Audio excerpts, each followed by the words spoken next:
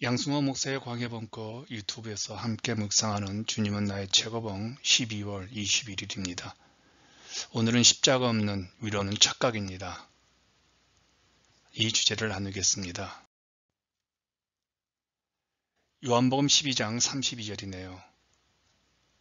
내가 땅에서 들리면 모든 사람을 내게로 이끌겠노라. 오늘도 어제의 주제에 이어 복음을 전하는 사역자들의 태도에 대해 말씀하고 있습니다. 동정심이 아니라 담대함으로 말씀을 전하는 태도를 가져야 한다는 것이죠. 그런데 오늘은 복음을 전하는 우리들이 하나님과의 바른 관계가 바로 누군가에게 선한 영향력을 주는 도움의 기초가 된다는 겁니다. 우리의 초점이 예수 그리스도라는 겁니다. 복음의 핵심은 오직 십자가 맞죠? 왜 예수께서 십자가에서 죽으셔야 했는지 그 이유를 분명히 아는 사람들이 그렇게 많지 않습니다. 복음의 핵심은요, 왜 예수께서 십자가에서 죽으셔야 했는지를 정확하게 알고 전하는 것이겠죠. 그래요, 하나님은 우리를 동정심을 베푸는 자들로 부르신 것이 아니라 이 십자가 복음인 영광스러운 하나님의 말씀을 전하는 자로 부르셨다는 겁니다. 그래서 챔버스가 이렇게 말을 합니다. 인간들이 필요로 하는 모든 것이 따스한 인간적 동정심이라면 그리스도의 십자가는 하나의 웃음거리일 뿐 전혀 필요가 없는 것입니다. 그렇죠. 이 세상에 정작 필요한 것은 우리의 싸구려 사랑이 아니라 예수 그리스도를 통한 근본적인 수술, 죄 사함인 것이죠. 그래서 혁명이라고 말을 합니다. 왜 오직 십자가를 전해야 할까요? 십자가가 나의 죄를 사하고 나를 자유하게 했으니 그 십자가를 전해야 합니다. 그래서 우리가 해야 할 일은 십자가에 달리신 예수 그리스도의 실체를 보여주는 것이겠죠. 그래서 십자가를 전하기 위해서는 먼저 내 안에 십자가에 대한 체험 그리고 올바른 고백이 있어야 합니다.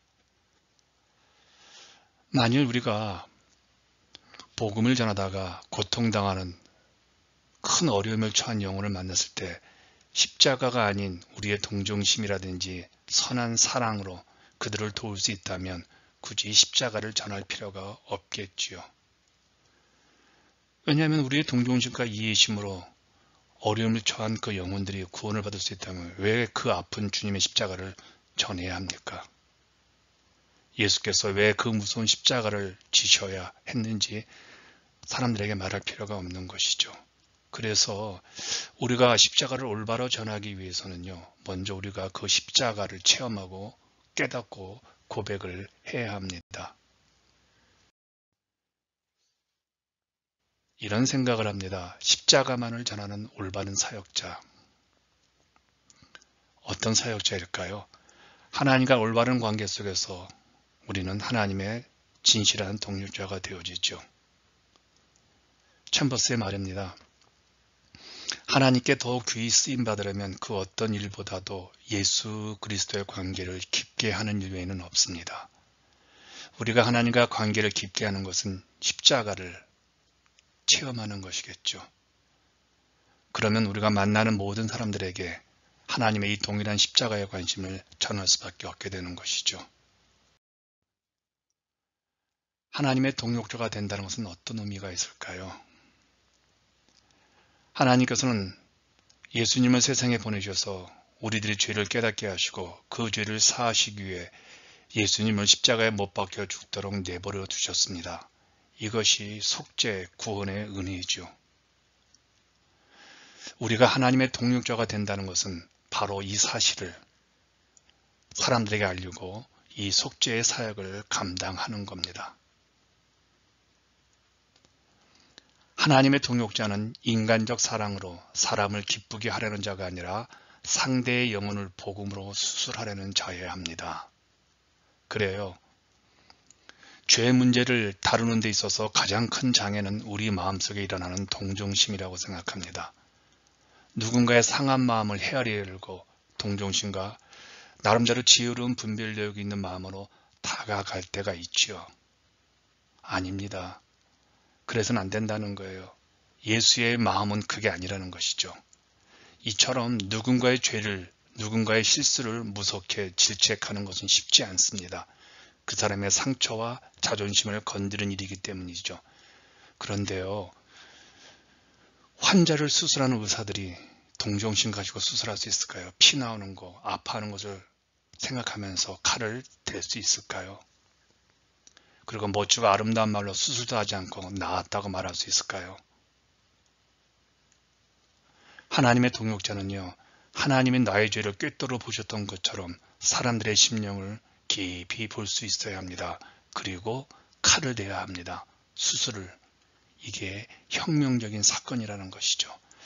이러한 일을 우리가 감당하기 위해서 여러분 십자가를 경험해야 합니다. 그런데 챔버스는 이렇게 말을 합니다. 성경에 깊은 죄가 있어야 이런 일을 감당할 수 있다고 합니다. 그래야 진리를 힘차게 말할 수 있고 두려움 없이 성경 말씀대로 살 수 있다는 겁니다.